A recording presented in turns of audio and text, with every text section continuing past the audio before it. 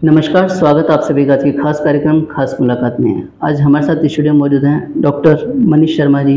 आप जहांगीर हॉस्पिटल नवलगढ़ में डायरेक्टर पद पर सेवाएं दे रहे हैं। नमस्कार, स्वागत आपका हमारे स्टूडियो में। नमस्कार सर, हम आपके शुरुआती जीवन के बारे में जानना चाहेंगे। मेरी पैदाइश नवलगढ़ की है जी। मेरे फादर डॉक्टर दयाशंकर जहांगीर हैं जी। और वो नवलगढ़ गवर्नमेंट हॉस्पिटल में उन्होंने ज्वाइन किया था। उसके बाद में वो नवलगढ़ ही बस गए और नवलगढ़ की मेरी पैदाइश। सर, आपकी शिक्षा के बारे में जानना चाहेंगे। मैंने मेरी करीब करीब शिक्षा नवलगढ़ से ही हुई है। ओरिजिनली मैं मैथमेटिक्स का स्टूडेंट था 11th क्लास तक। और उसके बाद में फिर चूंकि नवलगढ़ में बायोलॉजी थी नहीं तब तक, तो फिर 12th में मैंने बायोलॉजी लेके और फिर पीएमटी दी और फिर मेरा मेडिकल में सिलेक्शन हो गया 1990 में। 90 में जी। हायर एजुकेशन कहाँ से करी? एसएन मेडिकल कॉलेज जोधपुर से मैंने एमबीबीएस की और आरएनटी मेडिकल कॉलेज उदयपुर से मैंने पीजी की एनेस्थीसिया में। बहुत बढ़िया। सर, आपने शिक्षा के अंदर जो चिकित्सा क्षेत्र है ये क्यों चुना आपने?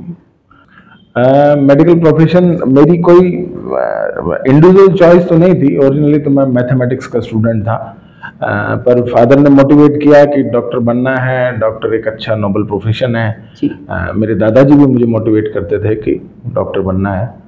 तो बचपन से एक तरह से फीडिंग यही थी, तो इसी प्रोफेशन में फिर बहुत बढ़िया पीएमटी में सिलेक्शन हो गया और आ गया। बहुत बढ़िया। जहांगीर अस्पताल में आपकी शुरुआत कैसे रही और उसके बाद में अभी तक जो आपकी उपलब्धियां उसके बारे में थोड़ा सा बताएं। जी, 2002 में पीजी करने के बाद में मैंने और मेरी वाइफ ने दोनों ने जहांगीर हॉस्पिटल ज्वाइन किया था। जी। उस वक्त तक एक छोटा सा सेटअप पिताजी चलाते थे और फिर उसको 2002 तक एक्सपेंड कर लिया था हमने एक मल्टी स्पेशलिटी सेटअप में, जिसमें सारी सुख सुविधाएं थी। तो 2002 से हम लोग यहीं प्रैक्टिस कर रहे हैं। बहुत बढ़िया। और अभी तक जो अपनी सुविधाएं हैं उसके बारे में थोड़ा सा बताएं। सुविधाएं तो ये हमारा एक मल्टी स्पेशलिटी हॉस्पिटल है जिसमें गायनी, पीडियाट्रिक्स, क्रिटिकल केयर और जनरल फिजिशियन और इस तरह की सारी सुविधाएं जो है हमारे पास हैं। अल्ट्रासाउंड हमारे पास दो हाई एंड अल्ट्रासाउंड मशीन्स हैं, आईसीयू है और सीटी स्कैन है और बाकी करीब 100 बेडेड हमारा हॉस्पिटल है। और इसमें NABH वगैरह और जितने भी एक्रेडिएशन है वो सब हमने ले रखे हैं। डॉक्टर साहब, आपके परिवार के बारे में बताएं। मेरे परिवार में अभी माताजी पिताजी हैं और 2 छोटी बहनें हैं। दोनों की शादी हो गई, एक अमेरिका सेटल्ड है और एक हिसार में है। दोनों छोटी बहनें हैं मेरे से जी। और 2 बच्चे हैं। बड़ी बिटिया है जिसने BA LLB LLM और डिप्लोमा इन लिवर लॉ किया है और बेटे ने जो है वो MBBS जोधपुर मेडिकल कॉलेज से ही, गवर्नमेंट मेडिकल कॉलेज से अभी कंप्लीट की है। बहुत बढ़िया। वो पीजी की तैयारी कर रहा है। गुड।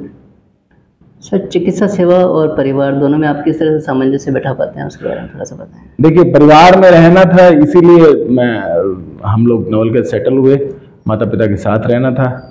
तो चिकित्सा को मतलब कभी भी हमें ऐसा नहीं लगा कि परिवार उसमें कोई समस्या पैदा करता है या परिवार हमेशा, चूंकि इसी तरह का प्रोफेशन था, फादर भी इसी में थे, तो लयबद्ध तरीके से और आराम से सब चीज़ें आराम से होती गई और कोई दिक्कत ऐसी आई नहीं कि परिवार में कोई। फिर वाइफ मेरी डॉक्टर है, वो गायनेकोलॉजिस्ट है, तो किसी तरह से कोई सामंजस्य में कोई समस्या आई नहीं जी।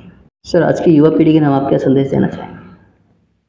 देखिए, मैं युवा पीढ़ी को 3 बातें कहना चाहूँगा और हमारे समाज के लिए भी ये बात कहना चाहूँगा, क्योंकि आपसे कोई कुछ भी छीन सकता है, लक्ष्मी छीनी जा सकती है, भौतिक सारी चीज़ें छीनी जा सकती हैं, पर सरस्वती कभी भी आपसे छीनी नहीं जा सकती। और अगर आपके पास सरस्वती है यानी विद्या है तो आप कहीं पे भी कमा सकते हैं, कहीं पे भी जो है वो काम कर सकते हैं और आपको कभी कोई जीवन में समस्या नहीं आएगी। तो मैं तो यही संदेश देना चाहता हूँ युवा पीढ़ी को कि खूब पढ़ें। हमारे समाज में अब जो नई जनरेशन आ रही है वो तो खूब पढ़ रही है, पर फिर भी उच्च पदों पे और अभी भी थोड़ी कमी है कि जो हमारे समाज को, पूरे समाज को ध्यान देना चाहिए और युवा पीढ़ी को ध्यान देना चाहिए कि आप सभी लोग खूब पढ़ें। अगर कोई मदद की आवश्यकता हो तो आपस में हमारा समाज पूरा का पूरा तैयार है जी। अगर कोई डाउन ट्रोडन फैमिली है और पढ़ने वाला अच्छा बच्चा है तो उसके लिए भी हम सबको मिलकर मदद करनी चाहिए। बहुत बढ़िया सर, आपके जीवन का कोई यादगार पल जो आप हमारे दर्शकों के साथ में शेयर करना चाहें? जी, वैसे तो बहुत सारे पल हैं, पर अगर आप किसी भी सिंगल पेशेंट की अगर लाइफ सेव करते हो तो आपके लिए वैसे ही एक यादगार पल बन जाता है। भले ही पेशेंट के अटेंडेंट आपको कुछ कहें नहीं कहें, पर आपको एक आत्मसंतुष्टि जरूर होती है कि भाई इस मरीज की मैंने जान बचाई है। बिल्कुल जी। हमारे समाज में पैसे की कोई कमी नहीं है, सब लोग टेक्निकल हैं और हाथ का हुनर तो है ही, तो इसलिए पैसे की कोई कमी नहीं है। पर जो प्रॉब्लम है कि सामाजिक उत्थान में जो सबसे ज़्यादा आवश्यकता है वो शिक्षा की है। तो शिक्षित अगर हम सब लोग शिक्षा का अगर हम उत्थान करें तो हमारे सामाजिक उत्थान अपने आप हो जाएगा। और उच्च शिक्षा सबको, जहाँ तक कोशिश हो, सारे परिवारों को भी मैं ये संदेश देना चाहूँगा कि अपने बच्चों को जितना हो सके, जब तक बच्चा मना नहीं करे कि अब मुझे नहीं पढ़ना, तब तक उसे पढ़ने में मदद करें। बहुत बढ़िया। चिकित्सा सेवा और समाज सेवा में आपका क्या योगदान रहता है? देखिए, मेरा तो ये मानना है कि चिकित्सक अपने आप में अपनी सीट पर बैठे बैठे ही समाज सेवा करता है, हर समय समाज सेवा करता है। कोई भी ऐसा प्रोफेशन नहीं है कि जो रात को 12 बजे उठकर और आपको फीस तो देखिए एक अलग पॉइंट है, पर रात को 12 बजे उठकर आपको सेवाएं देना, ये किसी दूसरे तबके के लिए बहुत मुश्किल है। चिकित्सक की शिक्षा इसी तरह से हुई है, उसके संस्कार इस तरह से हुए हैं, तो वो जहाँ तक कोशिश करते हैं कि इमरजेंसी और 24 घंटे सेवाएं दें, तो ये अपने आप में एक बहुत बड़ी सामाजिक सेवा है। इसके अलावा जो हम लोग काफ़ी सालों से कर रहे हैं वो ये है कि हम आई कैंप्स लगा रहे हैं, और वो निःशुल्क होता है, उसमें हॉस्पिटल का भी पूरी तरह से निःशुल्क होता है। हम लोग कुछ डोनेशंस लेते हैं जिससे कैंप चल जाता है जी। और करीब 30,000 के आसपास अभी तक कैटरेक्ट सर्जरी सफल हो चुकी है। और उसके अलावा महीने में 2-3 अलग अलग तरह के कैंप, आयुर्वेद के भी कुछ कैंप हैं, कुछ एनीमिया के कैंप हैं, और 20 सालों से लगातार इस सेक्टर में सेवाएं, ब्लड डोनेशन कैंप हैं, करते आ रहे हैं। बंधुओं, आज हमने चिकित्सा सेवा में काफ़ी अहम बातें जानी, जिनके लिए आपका बहुत बहुत धन्यवाद जी। मिलते हैं अगले सप्ताह किसी नए हस्ती के साथ, तब तक आप देखते रहें विश्वकर्मा टुडे न्यूज़।